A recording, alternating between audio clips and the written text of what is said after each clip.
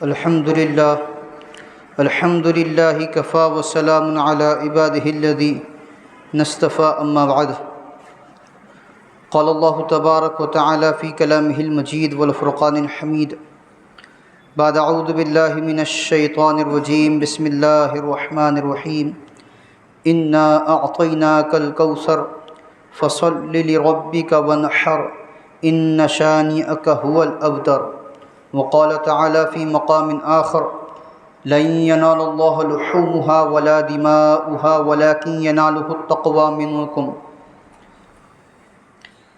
عن ابی سعید الخدری رضی اللہ تعالی عنہ قال نہى رسول اللہ صلی اللہ تعالی علیہ وسلم عن صیام یومین یوم الفطر یوم الاضحی رواہ ابو داود او کما قال علیہ الصلاۃ والسلام اللہم صلی علی سیدنا محمد وعلی آل سیدنا محمد بارک وسلم اللہم صلی علی سیدنا محمد وعلی آل سیدنا محمد بارک وسلم اللہم صلی علی سیدنا محمد وعلی آل سیدنا محمد بارک وسلم۔ تو اگر نواز دے تو تیرا کرم ہے، ورنہ تیری رحمتوں کا بدلہ میری بندگی نہیں ہے۔ معزز سامعین کرام ملت اسلامیہ کے عزیز نوجوانوں، بزرگان ملت، ہم اور آپ جن ایام سے گزر رہے ہیں وہ ایام قربانی ہیں، قربانی کے دن ہیں، اور یہ دن اللہ جل جلالہ و عم نوالہ کی جانب سے مہمانی کے دن ہیں۔ اللہ تبارک و تعالیٰ اپنے بندوں کی مہمان نوازی کر رہے ہیں۔ ان 3 دنوں میں اللہ تبارک و تعالیٰ انہیں اپنے فضل سے، اپنے کرم سے بے حساب کھلا رہے ہیں۔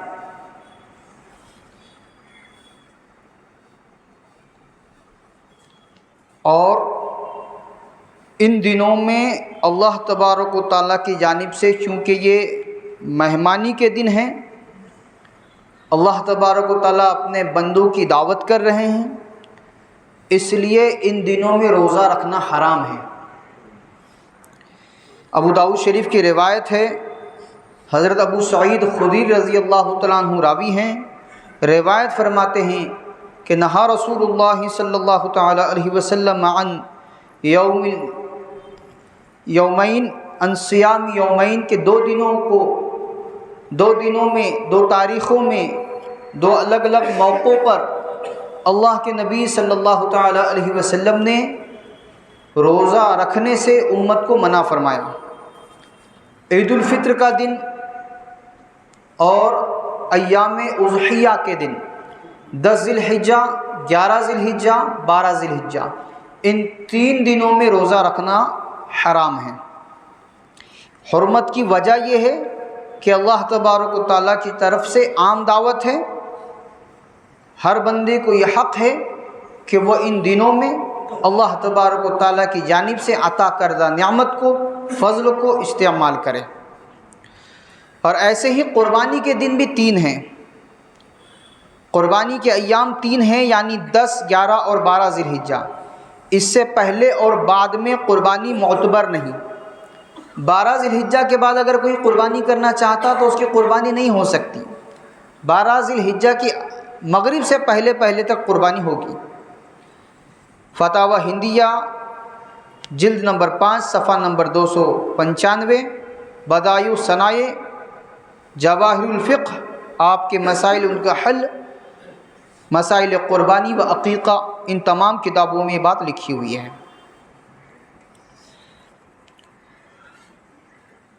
قربانی کے گوشت کا مسئلہ، بہت سارے احباب الحمدللہ قربانی کر چکے ہیں، فارغ ہو چکے ہیں، بہت ساروں کی آج قربانی ہوئی ہے، آج انہوں نے اپنے بکروں کو، اپنے جانور کو ذبح کیا ہے۔ تو افضل یہ ہے کہ قربانی کے گوشت کے 3 حصے کیے جائیں۔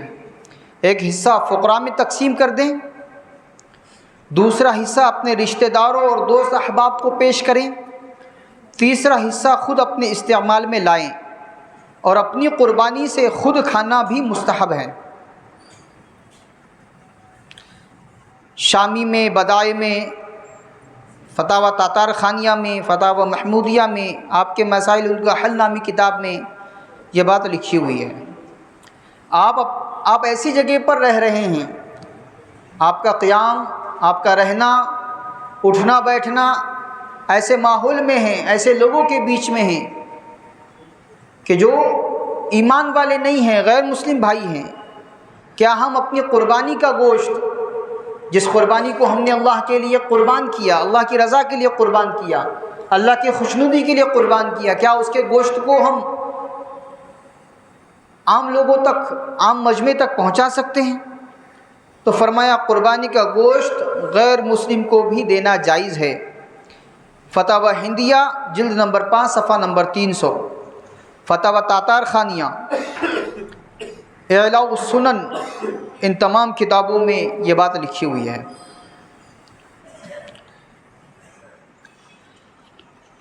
مستحب عمل کو ایک طرف کرتے ہوئے کہ مستحب ہے کہ آپ اپنے قربان کیے ہوئے جانور کے 3 حصے کریں، 3 حصوں میں اسے ڈیوائیڈ کریں، بانٹیں۔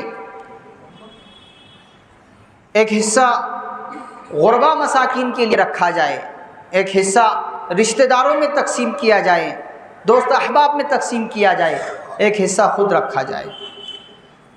مستحب عمل پر نظر نہ کرتے ہوئے امت کا ایک بہت بڑا طبقہ ہے۔ دوست احباب تو یاد رہ جاتے ہیں،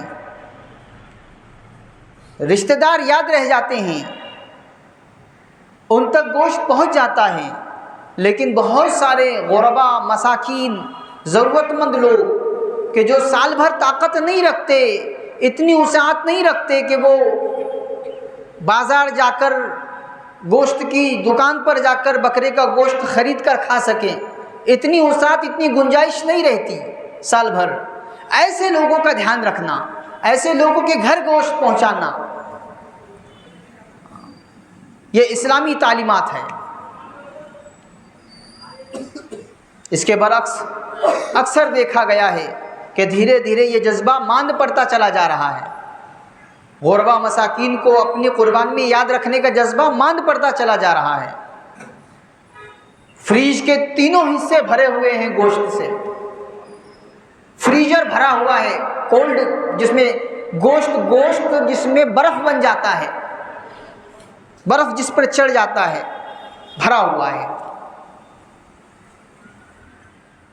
کئی دن کی پلاننگ ہے، اور محلے میں، آس پڑوس میں بہت سارے غربا ہیں، مساکین ہیں، ضرورت مند ہیں، جو پوچھ رہے ہیں مل سکتا ہے قربانی کا گوشت، مل سکتا ہے، آپ دے سکتے ہیں، آپ مینج کر سکتے ہیں، آپ کسی کو کہہ کے دلا سکتے ہیں، یہ بات آ رہی ہے۔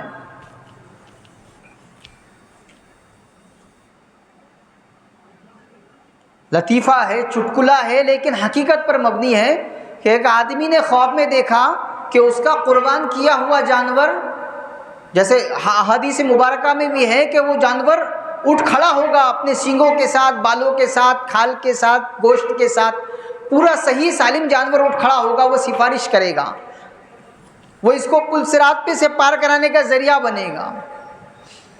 خواب میں دیکھا ایک بندے نے۔ اب آپ بولیں گے کس کتاب میں لکھا ہوا ہے، کہاں سے ثابت کرو گے؟ تو یہ لطیفہ ہے، چٹکلا ہے، لیکن سبق لینے والی بات ہے۔ کیا اس نے دیکھا کہ میرا جانور کھڑا ہوا ہے پل صراط پر، لیکن آگے بڑھ نہیں رہا ہے، تو اس نے پوچھا کہ کیا بات ہے؟ میں نے تمہیں قربان کیا تھا، تمہارا میں نے ذبیحہ دیا تھا، تمہیں میں نے ذبح کیا تھا، قربان کیا تھا، تم آگے چل کیوں نہیں رہے ہو؟ وہ کہنے لگا کہ میں کیسے چل سکتا ہوں، میرے پائے تو آپ کے فریج میں رکھے ہوئے ہیں، جس پیر سے میں چلوں گا وہ تو آپ کے فریج میں رکھے ہوئے ہیں، میں کیسے چلوں؟ تو یہ لمبی پلاننگ آپ رکھ سکتے ہیں، کھا سکتے ہیں، کوئی بری بات نہیں ہے، لیکن اگر آپ کی قربانی کے بعد کوئی بندہ یہ معلوم کر رہا ہے کہ مجھے قربانی کا گوشت مل سکتا ہے، اور وہ بھی تعلقات والوں میں ہو، جاننے والوں میں ہو، تو یہ کتنی بری بات ہے۔ اسلامی تعلیمات میں تو فیاضی بتائی گئی ہے سخاوت بتائی گئی ہے، عام تقسیم بتائی گئی ہے، اتنی عام کہ آپ نے ابھی سنا فتاوا کے حوالے سے کہ آپ اپنے غیر مسلم بھائیوں کو بھی گوشت دے سکتے ہیں۔ تو ایمان والوں سے اوپر اٹھ کر غیر مسلم بھائیوں میں بھی گوشت بانٹنے کی بات کہی گئی ہے۔ تو اگر ایمان والے بھائی محروم رہ جائیں، ان کے گھر ہی اگر گوشت نہ پہنچے تو کیا ہوگا؟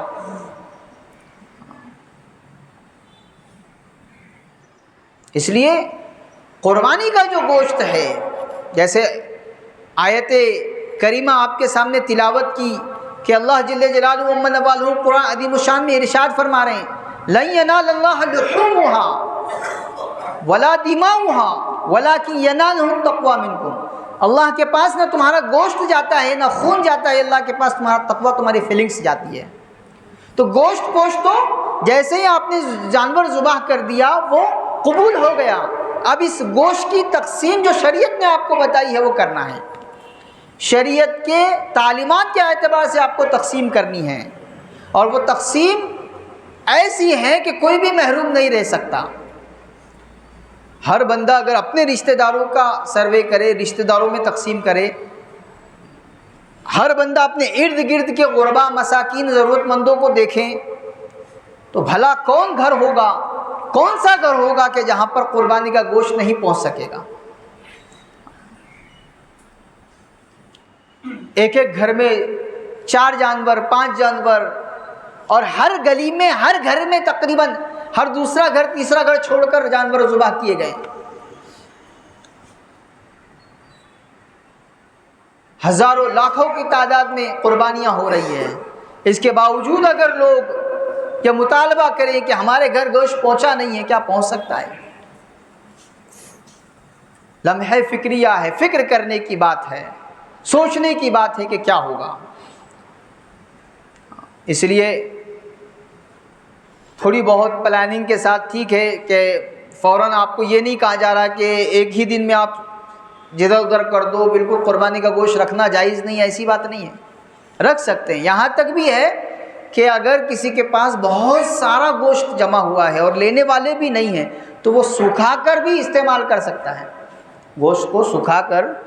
جیسے اب تک ہوتا تھا کہ اکثر گھروں میں دیکھا جاتا تھا کہ گھروں میں تار باندھی جاتی تھی، گوشت سکھائے جاتے تھے، اور وہ کافی دنوں تک، کافی مہینوں تک، کافی عرصے تک وہ گوشت چلتا تھا۔ اور اس طرف کے علاقے میں، حیدرآباد وغیرہ کے علاقے میں، گوشت کا اچار بنتا ہے جو پورا سال چلتا ہے، بقرعید سے بقرعید، ایسے بھی ہے۔ لیکن ان تمام چیزوں کے ساتھ یہ کب ہے؟ جب آپ کا پڑوسی، آپ کا جانکار، آپ کے ماتحت، آپ کے دستنگر، آپ کے کامگار، آپ کے گھر کام کرنے کے لیے آنے والے لوگ یہ محروم نہ رہیں، یہ نہ ترسے گوشت کے لیے، تب ہے یہ ساری چیزیں۔ تو مسلمان کی یہ قربانی انسانیت کو خوش کرنے کا ایک موقع ہے، اور اللہ تبارک و تعالیٰ کی جانب سے عام مہمان نوازی ہے کہ ان دنوں میں روزے رکھنے کو بھی منع کیا گیا ہے۔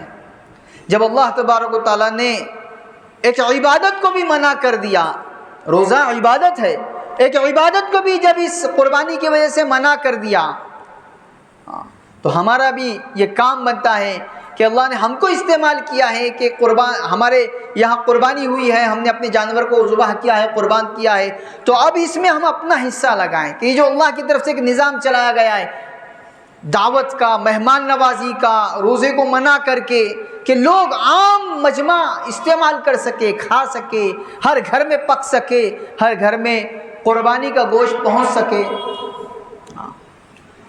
اس کی فکر ہو، چرچا نہ ہو، شہرت نہ ہو، دکھاوا نہ ہو، ناموری نہ ہو۔ اللہ نے وسعت دی تھی، طاقت دی تھی، تو آپ نے بہت فربا جانور، بہت ہٹا کٹا جانور خریدا تھا، اور بہت بیش قیمتی آپ کا جانور تھا۔ ایک آدمی کا 12-15 ہزار کا ہے تو آپ کا 40-50 ہزار کا تھا، تو اب اس کا چرچا، اس کی شہرت نہ ہو۔ کیسا جانور، کیسا مضبوط جانور، کیسے ہیوی جانور، کتنا فربا جانور، اس کی ویڈیو گرافی، اس کی شوٹنگ، اس کو آپس میں لڑاتا ہوا دکھانا، گھماتا ہوا، ٹہلاتا ہوا، اچھلتا ہوا، الگ الگ منظر کر کے دکھانا، غارت کر دیا گیا پورے نیکی کو، پورے کار خیر کو، ثواب کی چیز کو۔ یہ بھی ایک شیطان کا فربہ ہے کہ آپ کرنے جا رہے ہیں نیکی، آپ کرنے جا رہے ہیں اللہ کی رضا والا کام، لیکن آپ سے کچھ ایسی حرکتیں کرا دی کہ اس پر پانی پھر گیا۔ دھیان رکھنا چاہیے یہ سب چیزوں کا کہ میرے نیک اعمال پر پانی نہ پھر جائیں، میری نیکی کہیں برباد نہ ہو جائیں، الٹا کہیں میں گناہ کا مرتکب نہ ہو جاؤں، مجھ سے کوئی گناہ سرزد نہ ہو جائے اس راستے۔ یہ ساری چیزیں ہیں جس کا دھیان رکھنا ضروری ہے۔ اور خصوصاً بات کے ختم کرنے سے پہلے پھر ایک بار یاد دہانی کے طور پر کہ ہمارے ارد گرد کے غربا مساکین یہ زیادہ مستحق ہیں، زیادہ ضرورت مند ہیں، زیادہ حقدار ہیں اس بات کے کہ ہمارے قربانی کا گوشت ان کے گھر پہنچے۔ اللہ کرے کہ امت اسلامیہ صحیح مزاج قربانی کو، روح قربانی کو، مقصد قربانی کو سمجھنے والی بن جائیں، اور اللہ تبارک و تعالیٰ نے یہ جو ایک بہت بڑی خیر امت مسلمہ کی طرف سے عام کرائی ہے، امت اس کو عام کرنے والی بن جائیں، اور اللہ تبارک و تعالیٰ ہماری کی جانے والی تمام قربانیوں کو شرف قبولیت عطا فرمائیں اور کمیوں کو، کوتاہیوں کو درگزر فرمائیں۔ وآخر دعوانا الحمد للہ رب العالمین، والصلاة والسلام علی سید الانبیاء والمرسلین صلی اللہ تعالی علیہ وسلم۔